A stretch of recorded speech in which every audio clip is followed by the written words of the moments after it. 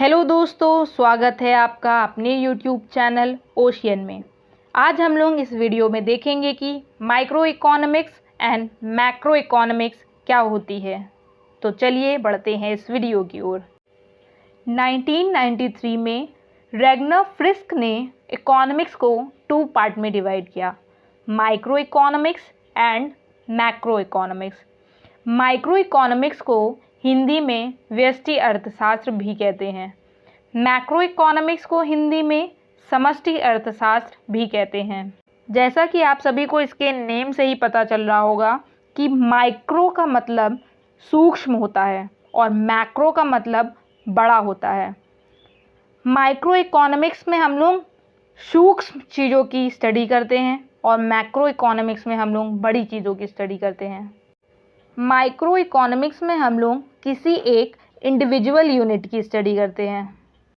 For example, इसमें हम लोग किसी एक पर्सन, किसी एक परिवार और किसी एक फर्म की स्टडी करते हैं कि कोई एक पर्सन अपना खर्चा कैसे चलाता है और अपनी इनकम कैसे जनरेट करता है, और कोई एक परिवार अपने पूरे परिवार का खर्चा कैसे चलाता है और अपनी इनकम कैसे जनरेट करता है, और इसी तरह से कोई एक कंपनी या फर्म अपने खर्चे को कैसे चलाती है और इनकम कैसे जनरेट करती है। इन सब की स्टडी हम माइक्रो इकोनॉमिक्स में करते हैं, जबकि मैक्रो इकोनॉमिक्स में हम पूरे भारत की स्टडी करते हैं कि उसकी कितनी नेशनल इनकम है या कितनी जीडीपी उसकी हुई या उसने कितना एक्सपेंडिचर किया।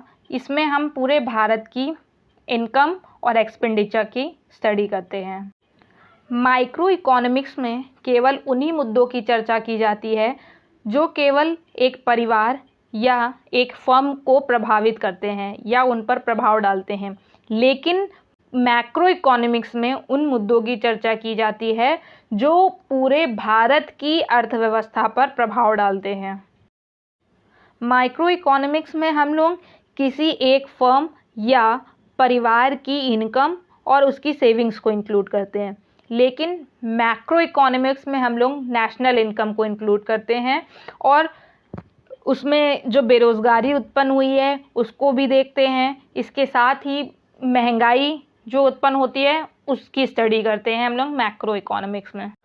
माइक्रो इकोनॉमिक्स को हम लोग प्राइस थ्योरी भी कहते हैं, क्योंकि जो इसकी मुख्य समस्या होती है वो प्राइस से रिलेटेड होती है, और वहीं पर मैक्रो इकोनॉमिक्स को इनकम एंड एम्प्लॉयमेंट थ्योरी भी कहते हैं, क्योंकि इसकी जो समस्या होती है वो इनकम एंड एम्प्लॉयमेंट से रिलेटेड होती है। इसलिए माइक्रो इकोनॉमिक्स एक छोटा कॉन्सेप्ट है, मैक्रो इकोनॉमिक्स एक बड़ा कॉन्सेप्ट है, क्योंकि इसमें पूरे देश की इकोनॉमी की स्टडी की जाती है। आई होप आपको ये वीडियो पसंद आई होगी। यदि ये वीडियो पसंद आई हो तो इसे लाइक, शेयर एंड सब्सक्राइब करना ना भूलें। Thank you.